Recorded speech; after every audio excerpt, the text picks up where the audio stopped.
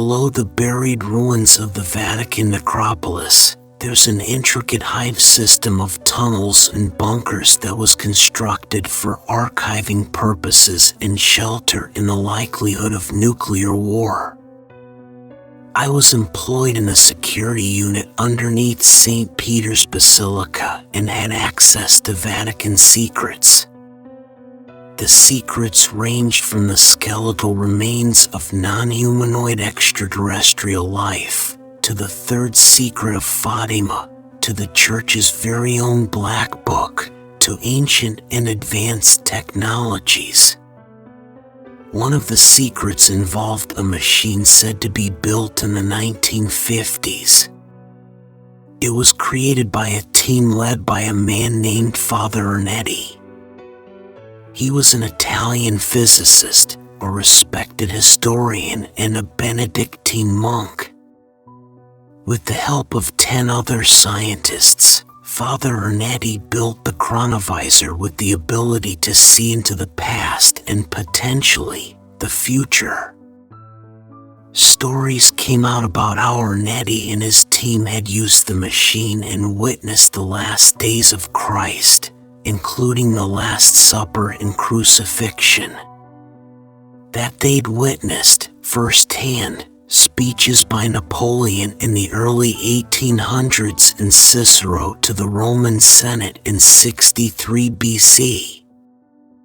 But images from the chronovisor were leaked and the conspiracy was easily debunked.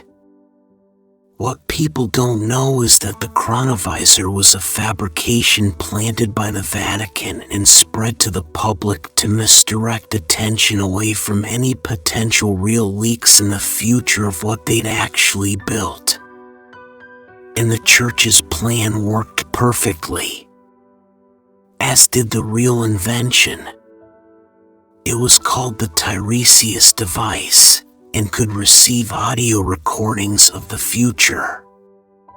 It had a series of antennas and sensors that were able to pick up frequencies and wavelengths of every kind. What I understood was that it identified and decoded electromagnetic radiation left behind from past events. It was then programmed to use that information to assemble and predict future events. The data received is interpreted into sounds that were recorded at varying lengths.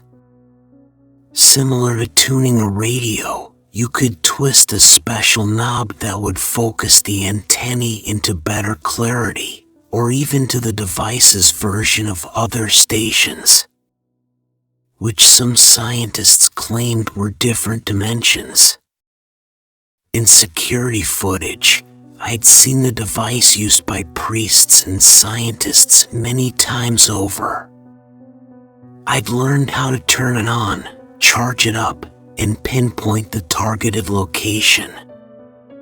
In all my years working there, I managed to sneak into the Tiresias room and use the device 3 times.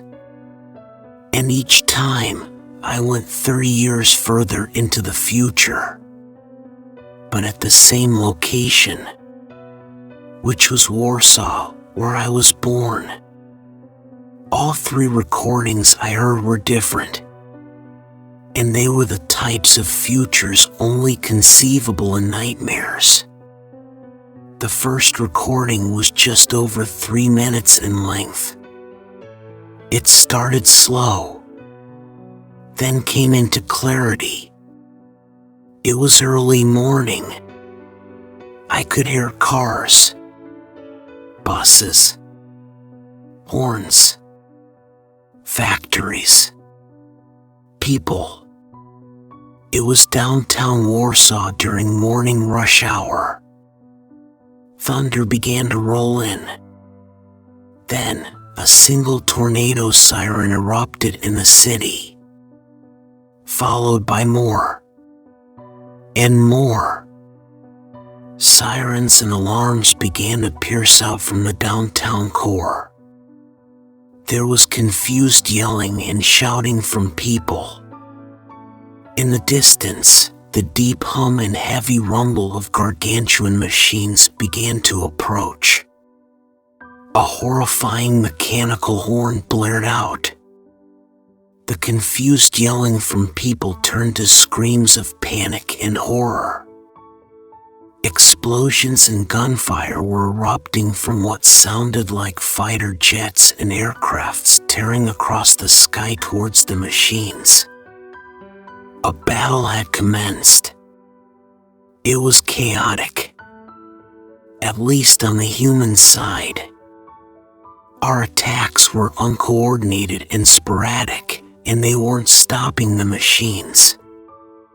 The sounds of the machines approaching continued. Four-legged, one after the other. Bump, bump, bump, bump.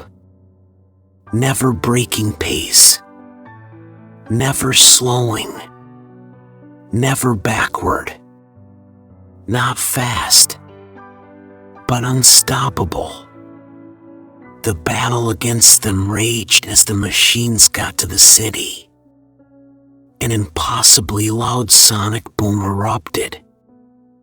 I assumed it was an EMP because everything on the human side went quiet, except for the humans. They continued to yell and scream as the machines rolled over the city, destroying it completely. Then the screaming and yelling stopped, and there were only the machines. The machines continued on to the next city, their horrendous sounds getting quieter as they disappeared over mountains. It was the scariest thing I'd experienced in my life at that moment. Hearing those large, mechanical horns blaring from miles away before they even got to the city. They weren't trying for a surprise attack. It didn't matter if they gave away their approach. You had all the time in the world to get up and leave before they got to your city. Eventually, you needed to stop. And they would catch up because they don't stop and they definitely don't go back. They were methodical and impossible to unbalance. It was like trying to argue with a metronome. In the end, I couldn't tell if it was an alien race with large, advanced technologies in the form of heavily engineered machines, or if it was a self-aware AI system that had decided to give the human race its last dinner check. Both possibilities filled me with terror. The next time I used the Tiresias device was 6 months later, and I targeted for 60 years ahead this time. I hoped to hear the sounds of civilization back. But I didn't. And it was even more frightening than the first. The recording lasted just over 4 minutes. There was a consistent, deep drone, almost like the hum of the earth. Then there were other sounds, distinct and frightening but irregular and warped by some form of compression. I enhanced the recording and passed it through several filters and discovered the sounds were distorted because they were underwater. Warsaw was underwater. A lot of water. The sounds were analyzed and notified me of some frightening information. They were compressed by water, and based on the pounds per square inch calculated, the audio was at the bottom of a newly formed trench, with over 10,000 feet of water above it in the now expanded Baltic Sea, which Warsaw was at the bottom of. The strange sounds amidst the water were projected out in waves of awful, guttural pulses from what was calculated to be massive, obscene creatures. Some new forms of aquatic organisms. After the audio had been cleaned, What I heard was the nightmarish version of a humpback or Great Blue's beautiful melodic tones. Amidst the loud and frightening pulses were a myriad of high-pitched whistles. It sounded like the creatures were screaming at each other.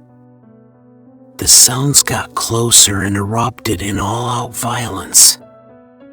There was thrashing and whistling and shrieking, all from disturbing versions of powerful underwater larynxes, vocal cords, and air sacs. Then it got quiet, and the stillness of the ocean depths resumed. The recording ended. It was a full year before I brought myself back to the Tiresias device for a third listen. I inputted the details for 90 years ahead and hoped for a better future this time. What I got was something worse. This recording was over 5 minutes long and had a perfect connection to the time and place I'd targeted. But there was nothing to hear. No drone. No static. No atmosphere of any kind. None of the haunting crackling of the planet's magnetic field. There was nothing to clean up or run through filters. No pops or clicks to decipher.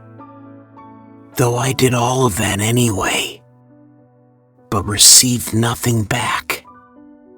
The recording carried something more frightening than the bottom of the ocean.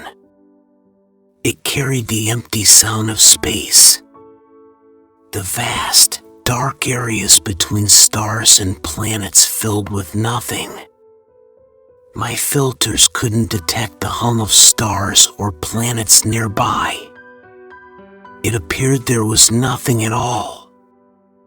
Everything was gone. It was a terrifying thought that there was a point in not only our future, but likely the entire universe, where it would all end.